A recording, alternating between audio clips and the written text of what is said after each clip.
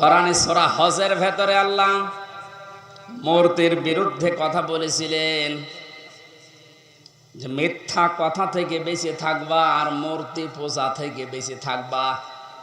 অথচ সেইটা জাতির উপরে মুশরিকদের কথা মতো অনেকেই চাপিয়ে দিয়ে মনে করেছিল অমর হয়ে যাবে। আমার তো এখন মনে হচ্ছে যত টাকা খরচ হয়েছিল এই ভুয়া জাতির পিতার জন্য সব টাকাগুলো এখন পানিতে ফেলেছে। এগুলো যদি মানুষের জন্য খরচ করতেন, এই মানুষগুলোই এই লোকটার জন্য হয়তো দোয়া করলে আল্লাহ কবুল করলেও করতো, কিন্তু যা করলেন দোয়া করার মতো রাস্তাও আর তো রাখলেন না, সব নষ্ট করে দিলেন। আমাদের যে নাম মুসলিম, আজ অনেকেই স্লোগান দিচ্ছে তুমি কে আমি কে, বাঙালি বাঙালি, এটা বলা জায়েজ নেই। আমাদের পরিচয় বাঙালি না, আমাদের পরিচয় মুসলিম।